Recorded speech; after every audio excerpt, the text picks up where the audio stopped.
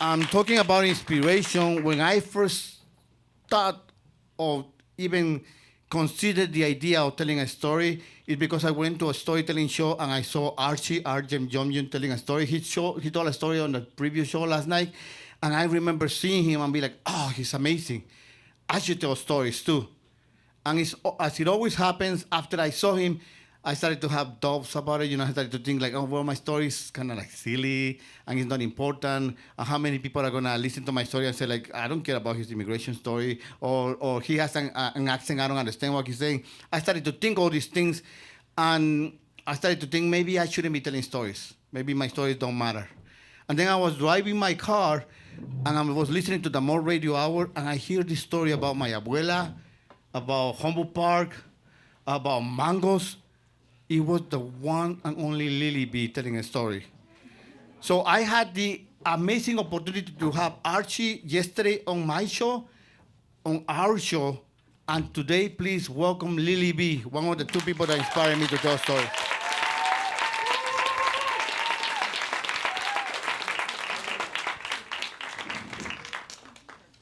Keep it going. Good job. And for all the tellers tonight, y'all are so great.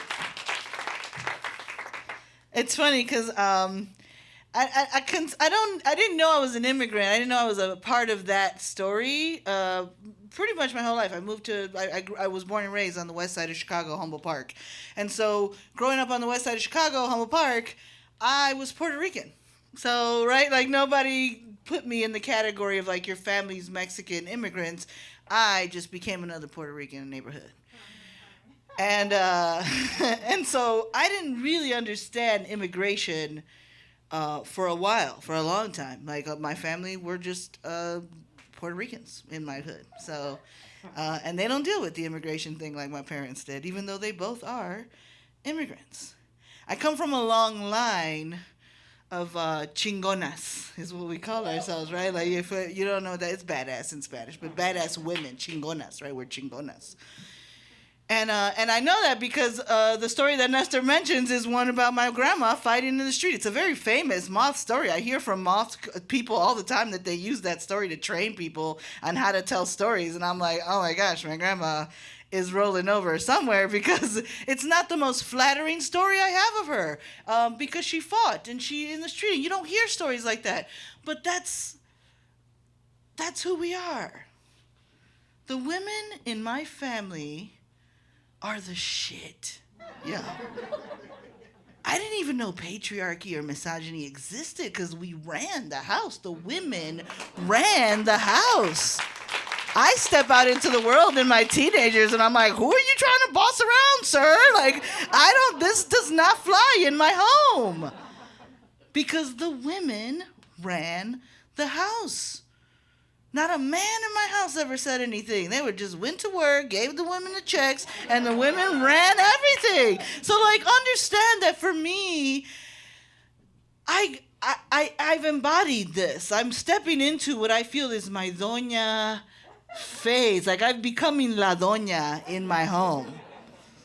I'm no longer la muchachita. I'm no like esa chica. I am la doña now.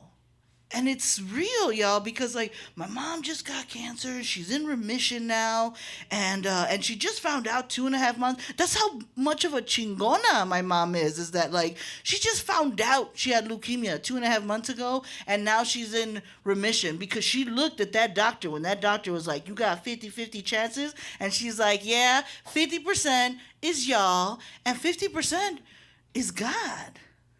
So I'm good." That's what she said to that doctor, to their face. The doctor was like, all right, crazy lady. And in my head, I was like, shut up. Like, to my mom, because I was like, yeah, hey, it's medicine, mom. It's science. That's what's going to fix you. But she was like, vas a ver, Dios es grande.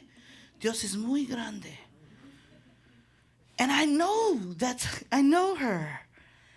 And so when she went into remission, I was like, yeah, of course she went into remission.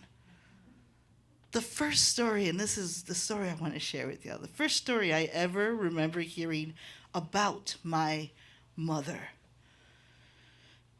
When I realized, like, yeah, she comes from a different world, but also, damn, she's a badass, was when I was like 10, 11 years old. We're sitting around my house as we normally do with my cousins, todos los primos and las tías, and everybody's sitting around, my mom's sisters, my mom's brothers, and my grandmother, the matriarch, La Doña, is sitting at the table just going in on each of her children, right? She's trying to make us, her grandchildren, feel good about us by taking shots at her grown-ass children. So she's talking about, she's talking about the time my aunt fucked up her coat in the winter time. She's talking about my uncle putting tar in his hair because he thought that was gel. She's like just putting them all on blast. And then she gets to my mom. And my mom is her favorite. My mom is like a little clone of my grandma. So there wasn't like a story we had heard until this point talking anything bad about my mom.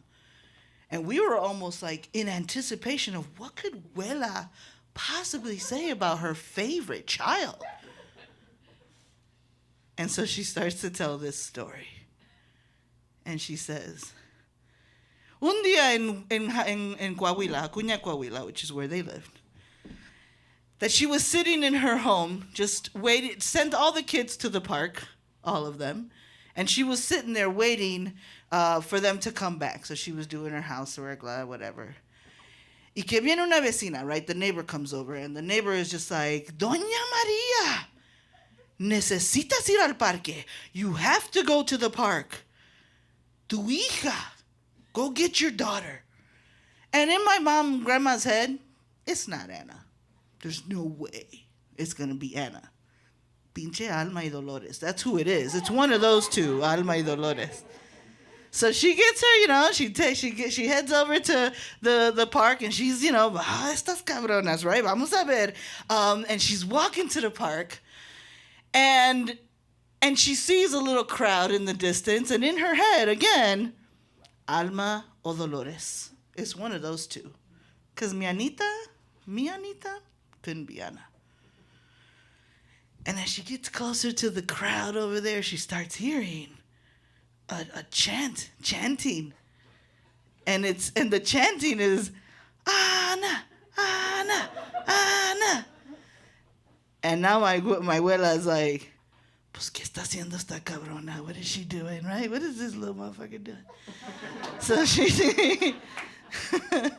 So she gets closer, and it's a crowd, and she's like, it's by the slide. So she's approaching the slide. And she gets to the slide, and at the top of the slide, and on the stairs is 4 people. Is my mom and 3 boys. And my mom is standing at the top of the slide in her little, skirt and top, with her leg on the top of the bar, skirt hiked up, held in between her neck, right? And my mother, my today mother, everybody goes to church on Sunday mother, my mother, Anita, la Santa Anita, like the saint of my house, Ana Maria Torres, has her leg on a thing, her skirt up to her neck, and she is in a literal pissing contest with these boys. And it's her turn, y'all. And my grandma walks up to the slide just as my mom lets the stream go in front of my grandma. And they watch this stream, and there's a line drawn in the sand that she's got to beat, and it goes over the bar, and it beats the line. And everybody's like, what? Shut up, Ana, Ana.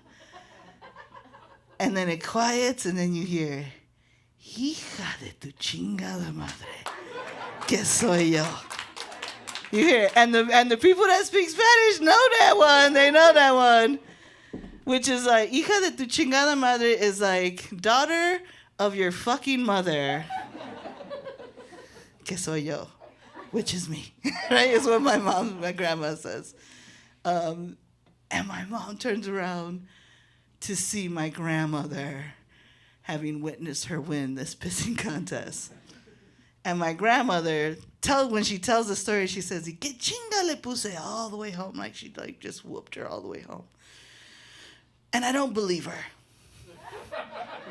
Because when she tells this story, she doesn't tell it like she tells the story of the dirty coat or the tar, where she's like, "These dumbass kids." She tells this story from a place of like pride. The place of like, and if y'all knew my grandma, y'all would know that, yeah, that's just something my grandma would totally take pride in. That here, her daughter beat 3 boys in a pissing contest. And she had to pretend that, oh my gosh, the shame. But every time she's told that story, she never was mad at my mom. She waited till the laughter kind of dissipated, and then she would just say, "Esta cabrona." And she didn't say it in that bad way that we were called cabronas. She said it in a way of cabronas like, y'all are good. Y'all gonna be good. And so when I tell you I come from a long line of chingona badasses, I'm not lying to you. We will win a pissing contest against men any day of the week. And that's just not an immigration story you're gonna hear very often, but know that we exist, las chingonas cabronas, in the Latinx community. Thank y'all.